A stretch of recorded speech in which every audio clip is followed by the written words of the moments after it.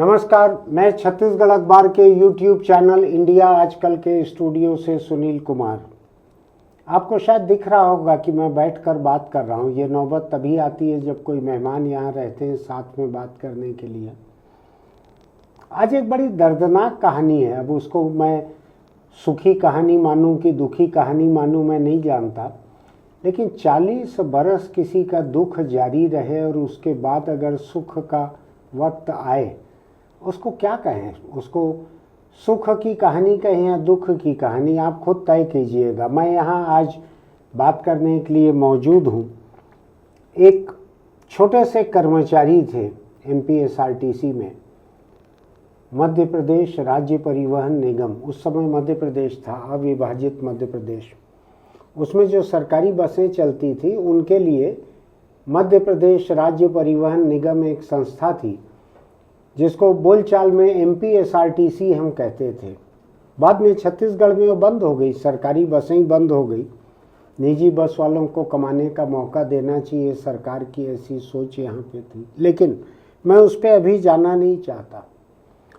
जागेश्वर प्रसाद अवधिया रायपुर के रहने वाले जागेश्वर जी वहाँ पर बिलिंग क्लर्क थे।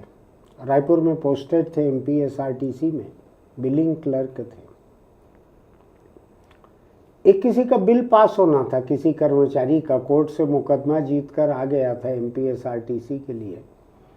वो चाहता था कि जागेश्वर प्रसाद जी आनन फानन उसका भुगतान कर दें, बिल बना दें उसका।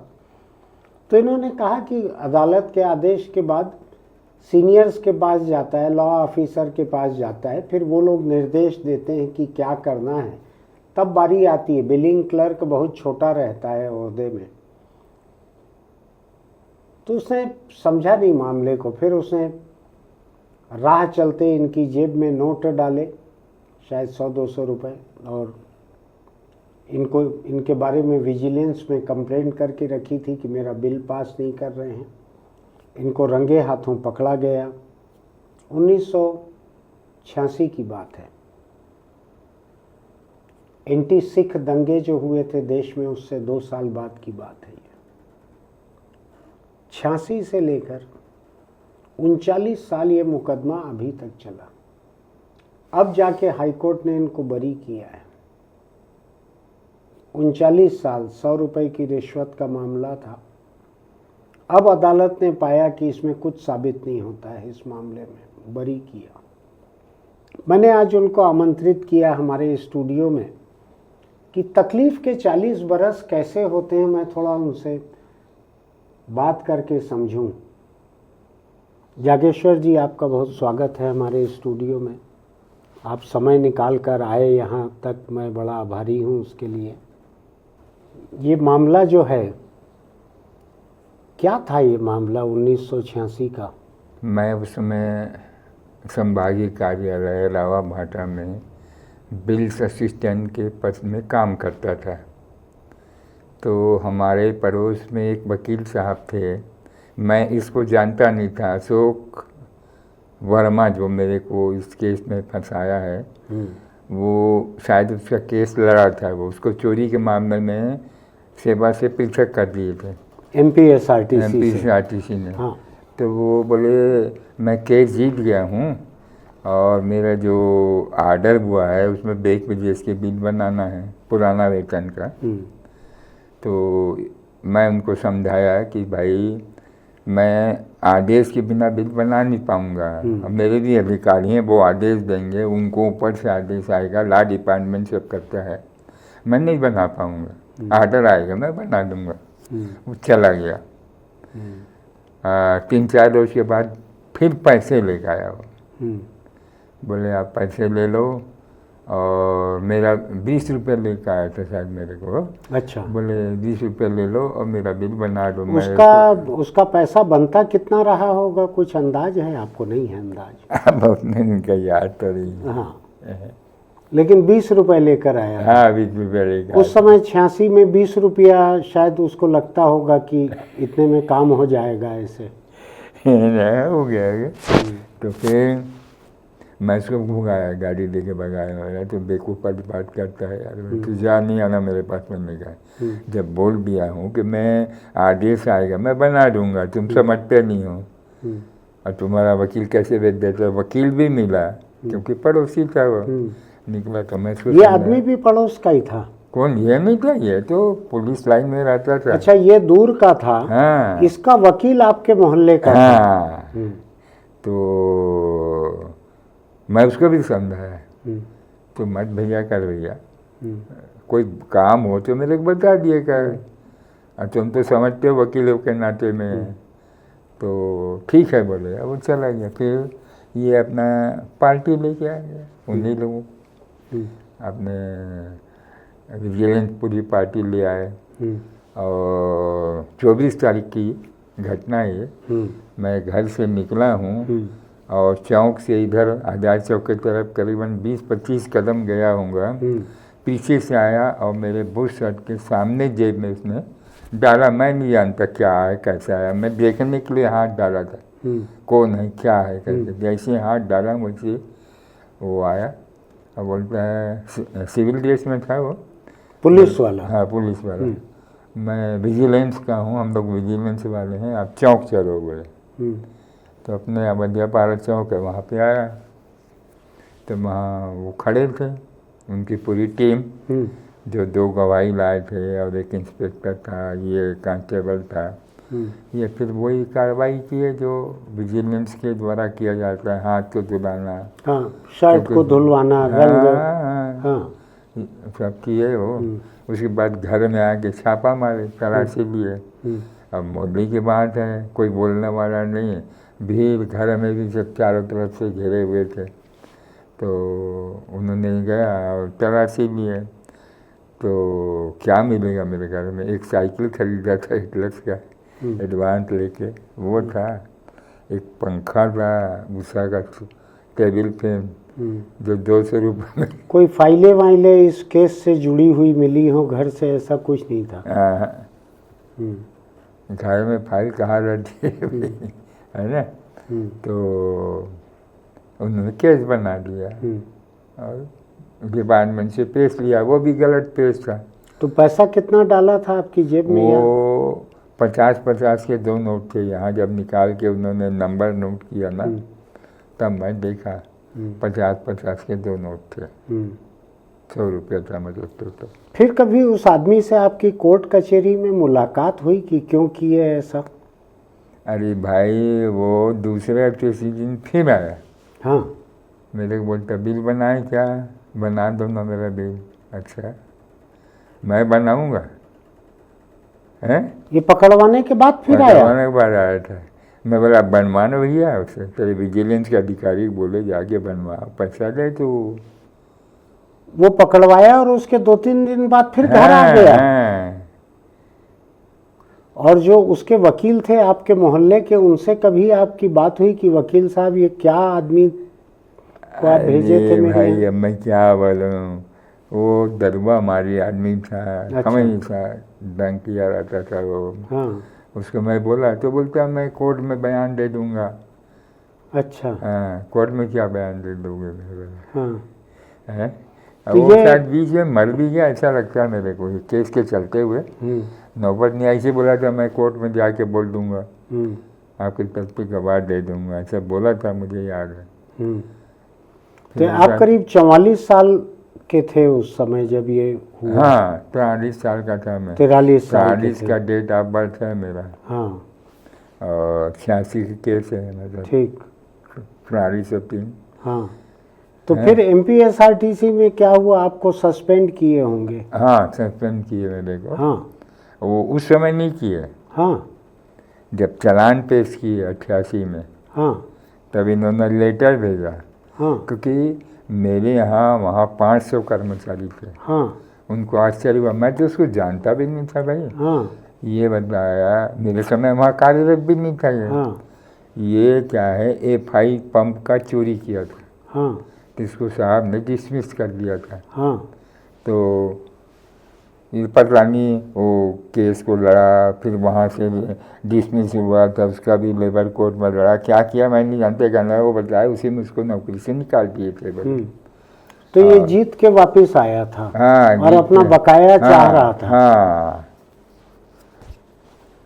तो फिर जब आपका चालान पेश हुआ तो एमपीएसआरटीसी ने आपको सस्पेंड किया। ये मैंने पेड़ से डाला, क्योंकि वहाँ के कोई भी अधिकारी मेरे से ना खुश नहीं थे। बयान भी इन्होंने जब चालान पेश किया उसमें लिस्ट ऑफ विटनेस रहता है, हाँ। प्रोसिक्यूशन विटनेस, हाँ। सरकारी गवाह, एक को नहीं बुलाया, उसी समय के खत्म हो जाता। एमपीएसआरटीसी से किसी गवाह नहीं बनाए थे ये? बनाए थे, हाँ। लेकिन बुलाया नहीं। अच्छा, बुलाया ही नहीं? क्योंकि वो गए होंगे, पूछताछ किए होंगे उससे, तो कोई उनके काम का नहीं निकला होगा। लिस्ट तो बना दिए थे। हाँ। वो जानते थे कि इनको बुलाऊंगा तो मेरा केस यहीं गोल हो जाएगा। हाँ। क्योंकि सब बयान मैं करवाया उनका, तो यही बोले वो डिफेंस विटनेस बना के सफाई गवाह अपनी तरफ से, उन्हें सब बोले नहीं वो बिल नहीं बना सकता है, बोले कोर्ट का मामला है, जब तक आएगा नहीं, हम लोग लिखे हैं, प्रोसेस नहीं हुआ है अभी, तो कहाँ से बनेगा, कहाँ बिल बनेगा। लेकिन वो नहीं माना। स्पेशल जज था सेशन का यहाँ, मिस्टर A.K. बेक, स्पेशल जज, एडिशनल डिस्ट्रिक्ट जज। तो वो उसका आर्डर तो मेरे पास था, पता नहीं कहाँ है, तो उसमें मैं पढ़ा तो वही लिखा है कि इनके गवाहों के कारण मैं उनको छोड़ नहीं सकता, उनको लाभ नहीं दे सकता, ऐसे बोला। ये किस सन में आया फैसला? ये आया 2004 में। 2004 में, यानी 86 से प्रोसिक्यूशन चालू हुआ, 2004 में वो फैसला आया। 18 साल बाद। 18 साल बाद। तो उसमें क्या आया था फैसले में? वही कन्विक्शन कर दिया, 1 साल की सज़ा। 1 साल की सज़ा और 1000 रुपये जुर्माना। अच्छा। नहीं देने पे 3 और महीने 3 महीने का। को। हाँ। तो उसके खिलाफ आप हाई कोर्ट गए? हाई कोर्ट गया मैं। तो हाई कोर्ट में उसी साल चले गए? हाँ, 2004 में ही जमानत कराया। हाँ। और जमानत फिर अंदर कर देता मेरे को पूछने लग गया कभी जेल गए हो कि नहीं गए हो। मैं बड़ा अजीब बात करते हैं भाई आप, नौकरी में हूँ, जेल में कहाँ जाऊँगा। हाँ। और इसे गया हूँ मैं, बोला आपको बता रहा हूँ।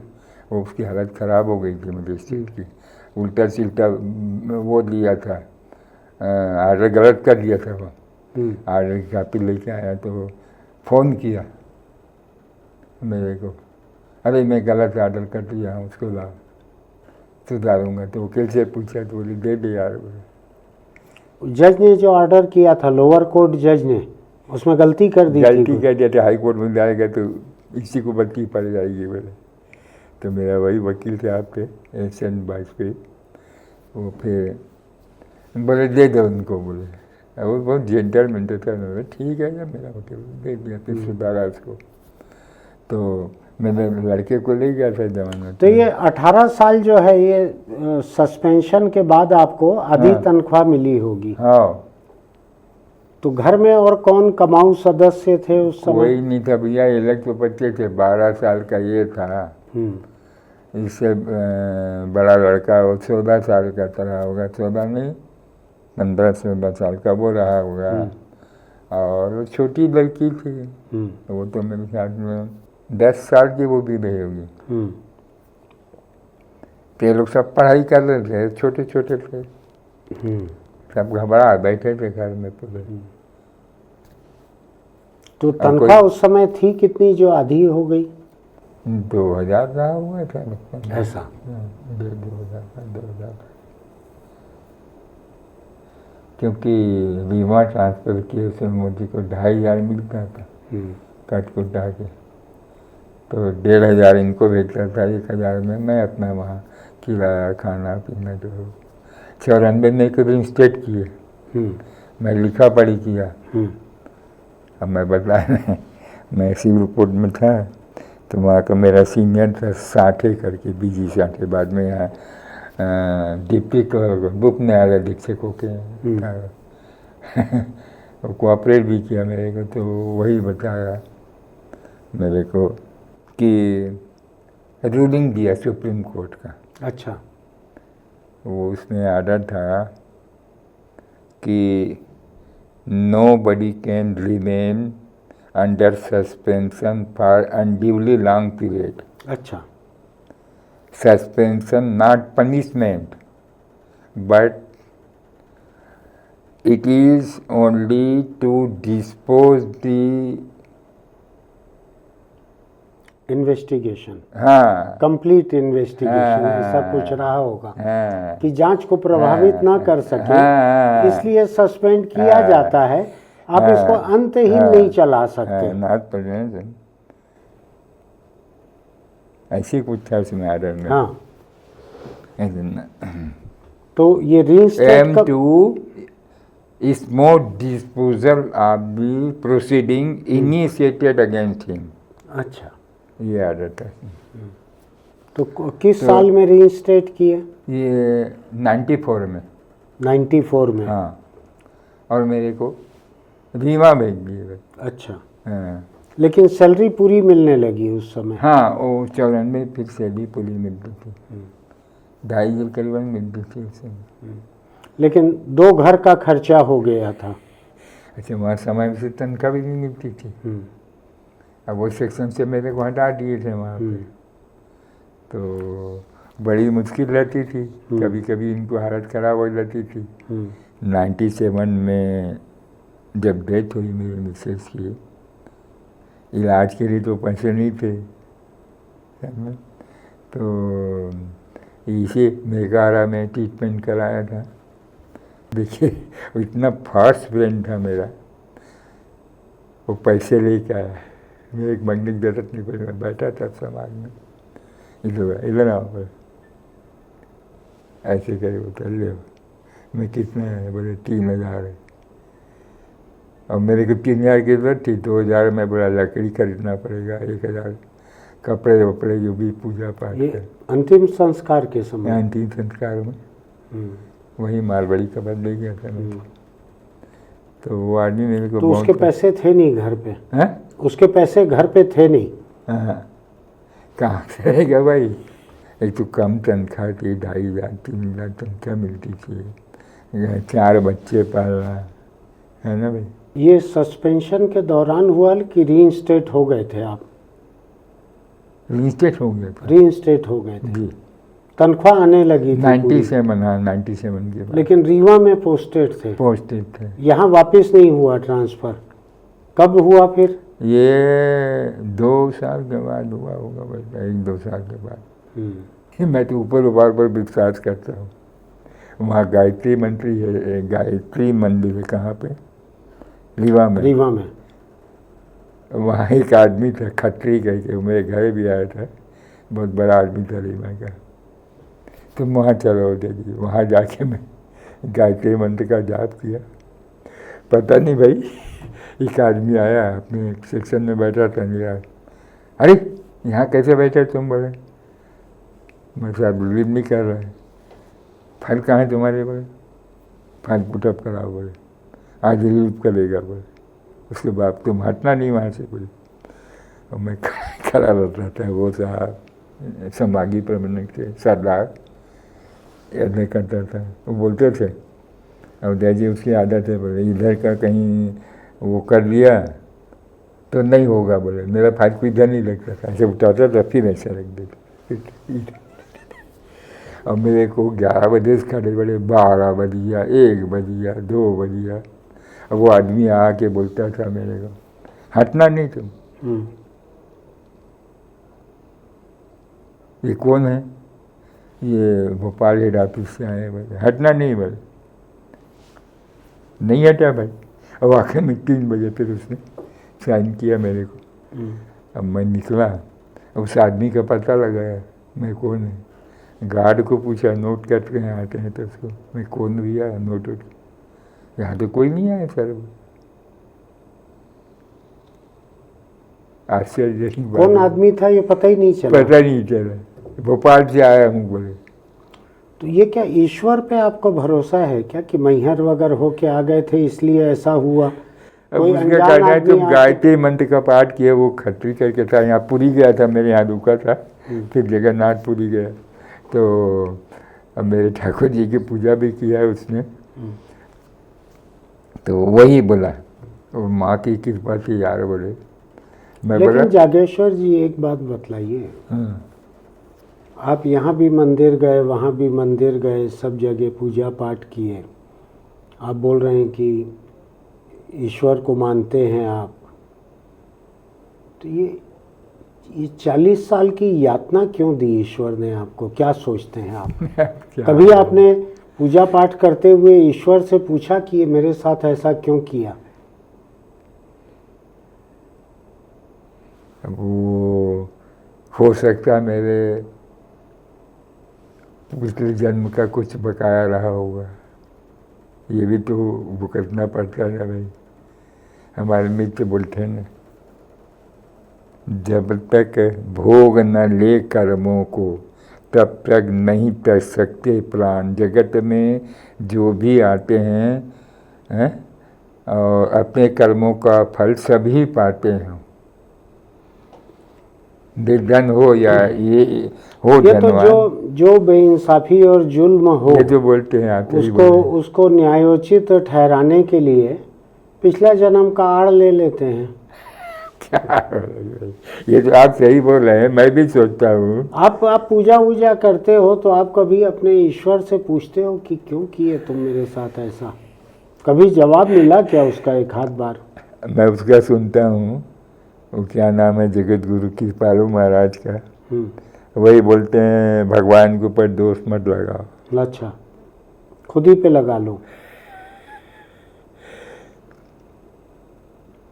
लेकिन ये 40 साल जो निकला है, बहुत परेशानी है, दुख क्या, पत्नी चली गई। इस 40 साल के बाद में आपकी आस्था ईश्वर के ऊपर उतनी ही है क्या जितनी 40 साल पहले थी, कि कुछ कम ज्यादा हुई है? नहीं हो सकती। हाँ, वो मैं उस दिन पढ़ा ना भाई, हार गए जीवन में सब कुछ, फिर भी तेरा नाम लिया। नहीं तो अभी क्या है, आप जो बोले मैं समझा नहीं, कि आपकी आस्था हाँ। 40 साल पहले जितनी है कि कम है, कि ज़्यादा है, कि ख़त्म हो गई है? नहीं, ख़त्म नहीं है। आज ही मैं 4 बजे उठता हूँ, ये उसी की क्रिया है जो मैं ये फैसला मिल गया। अब आज लोग, इतने लोग आप लोग सहयोग कर रहे हो। लेकिन ईश्वर से आप सवाल नहीं किए क्या कि क्यों किए मेरे साथ ऐसा? ईश्वर से सभी बोलते हैं वाकई में कुछ नहीं करना चाहिए, वो जो करते हैं सब अच्छ करते हैं। तुम जिसमें राजी प्रभु हम उसमें राजी, तेरे मुट्ठी में सबकी लगा, दुनिया के मालिक राम, तुझे लाखों प्रणाम, तुझे कोटि प्रणाम। लेकिन ये 40 साल जिंदगी के निकल गए ऐसे तनाव में, तोहमत में, और अभी भी आप हंस रहे हैं, यानी ईश्वर से कोई शिकायत नहीं है आपको? कोई शिकायत नहीं है, अभी भी ईश्वर को मानते हो आप उतना ही? मानना पड़ेगा। ये कहाँ गया जो फंसाया था आपको, शिकायत करता जो था, ये कहाँ गया? आप क्या मालूम, उसकी पोस्टिंग तहसील ऑफिस में कांकेर रोड में काम करता था। तो मैं निकलता था ना इधर ऑफिस जाने के लिए 11 बजे, तो उसको मेरे को बता रही थी कि यहाँ उसकी पोस्टिंग हुई थी तहसील ऑफिस में। अब उसके पास पता नहीं भाई, अब तो मेरी कोर्ट कचहरी में कहीं सामना नहीं हुआ उससे? एक बार बता ना, घर में आया था, इस बार मेरे को वकील साहब ही बोले तुम जाके बोलो यार उसको ये सही चीज़ को बोल दे। कुछ बोला था नहीं, कुछ बोला था, मेरे पास लेके आना बोले, उसके पास ले गया था, तो उसको समझाया तुम ऐसा बोल लेना तो उसका काम हो जाएगा। लेकिन नहीं बोला, वकील साहब का दिमाग खराब हो गया है सारा। वहाँ घर में समझाया तो बोले हो बोल दूंगा, यहाँ सारा उल्टा बोल दिया। अब आप आपकी पुलिस के प्रोसिक्यूटर हो आप। ये इतने पूरे मुकदमे में खर्च क्या हुआ? अरे भैया बहुत खर्च हो गई जी, बहुत खर्च हुआ। 3-4 लाख तो कम से कम, अपने एक अंदाज से बता रहा हूँ। कहाँ नहीं गया, जबलपुर गया, वही एक्ट के बारे में पुराने एक्ट में परमिशन 1947 का, 88 में पर वो केस फिक्स किया है उन्होंने, चार्ज फ्रेम किया है, इसी पे तो ये नोट दिया है, हेड नोट जी 1988 का, इसी में खत्म है। वो हाई कोर्ट ने किया था, कौन ने, जबलपुर ने, वहाँ भी बहुत दौड़ धूप किया। आखिर में क्या हो गया, अब मेरे को वहाँ वकील लगाने को चाहिए। पहले तो वहाँ गया, एक एससी दत्ता हैं, इसके स्पेशलिस्ट हैं, अच्छा, विजिलेंस के सुशील चंद्र के पास गया। तो जानते हो सीनियर वकील साहब डायरेक्ट नहीं मिलते, तो उसके जूनियर बोले मेरे को 2 मिनट बात करना है वकील साहब से। हमको ये बोला साहब ये ऑर्डर यहाँ से हुआ है कि ओल्ड एक्ट रिपील हो गया है, new act has come into effect, हाँ कम इन फोर्स का है, मतलब कि ये यहाँ लगाने से मेरा केस नहीं, अब फ़ायदा नहीं होगा। बोला मैं ठीक है चला काम करके। तो यहाँ आया तो चरण चटर्जी से मिला, भैया मुझे ऐसी से बात है, वकील करना है, कुछ परिचित था, मैं निकले गया था। तो उसने फिर कलेक्टर भी कहा, कलेक्टर ने वकील दिया जबलपुर के लिए, कोई वहाँ कमानिया गेट में रहती थी कांता जैन, लेकिन जानते तो फीस चाहिए, केस तो लगा दिया उसने। मैं कि फीस दो, मैं बोला मैं फीस नहीं दे सकता, पता नहीं। फिर उसके बाद क्या हुआ, वहाँ भी 2-3 बार गया, कुछ नहीं, मैंने दौड़ धूप जितना चाहे मैं उतना किया, यहाँ जाना वहाँ जाना, वहाँ को करना। अच्छा, घर परिवार कैसे डिस्टर्ब हुआ ये पूरे? घर परिवार जो है ये 40 साल भाई पूरा का वो अवधिया पा रहा है, अड़ोस पड़ोस सब रिश्तेदार हैं, जैसे बताए रहे कीर्ति बताया वो मेरे उसके पिताजी मेरे भतीजे थे रमाकांत हैं, और वहीं ससुराल। तो मेरा मित्र बोलते तेरा सामने भाई, मेरा सगा भाई भिलाई में का, कोई कुछ नहीं बोला नहीं। ये जो पूरा मामला है 86 से लेके बाद का, तो मुझको क्यों ऐसा ध्यान पड़ता है, मोतीलाल वोरा भी MPSRTC के चेयरमैन थे एक बार, उसके पहले का है क्या ये, उसके बाद का? नहीं उसके बाद का है, ये उसके बाद का है। उस समय मैं दुर्ग में ही था जब वो चेयरमैन। तो अब आपकी जागेश्वर जी उम्र कितनी हो गई है? 84 हो रही है, 1-2 महीने के बाद हो जाएगा। 83 तो कंप्लीट कर चुका हूँ, 2-3 दिन बाद 84 कंप्लीट हो जाएगी। ऐसा? हाँ, फ्रांस का डेट ऑफ बर्थ है। क्योंकि ये इतना लंबा चला है केस ये, अरे मत बहुत सारे लोग तो इतने लंबे केस में निपट जाते हैं। हाँ, और हिंदुस्तान की औसत उम्र भी आपकी उम्र से कम है। तो आपको राहत लगती है कि जीते जी दोषी तो हो गए हैं? हाँ, मेरे पक्ष में हो गया सब। वो वकील ने फ़ोन किया था ना मेरे को केस दबाने में, 3 दिन बहस चली है बोले। ऐसा? हाँ, और वो सब दुनिया भर की सुप्रीम कोर्ट की रूलिंग पेश किया है ना सर, बहुत सारे पेश किया है, आप देखेंगे। में साइटेशन में सब बताया उन्होंने। सुप्रीम कोर्ट के केस है, वो मजिस्ट्रेट भी बोला भाई देखो ऊपर वाली की कृपा से, बोले वो बताया, वो बोले साहब मुझे वो ढूंढना पड़ेगा, बोले सुप्रीम कोर्ट ने ऑर्डर किया है। ठीक है यार तुम ढूंढ के पेश करो, तुमको दूंगा समय, बोले कल कर देना, परसों कर देना। वो किया, वो फिर उसके बाद में उन्होंने पूरा बहुत मेहनत किया। तो फीस वगैरह निपट गई इनकी केशव देवांगन? अरे अभी थोड़ा बहुत देखा था उसको दिया हूँ भैया, अभी और देना पड़ेगा ना। चलिए आपको बहुत बधाई हो अवधिया जी। भाई आप लोगों की सब दया है।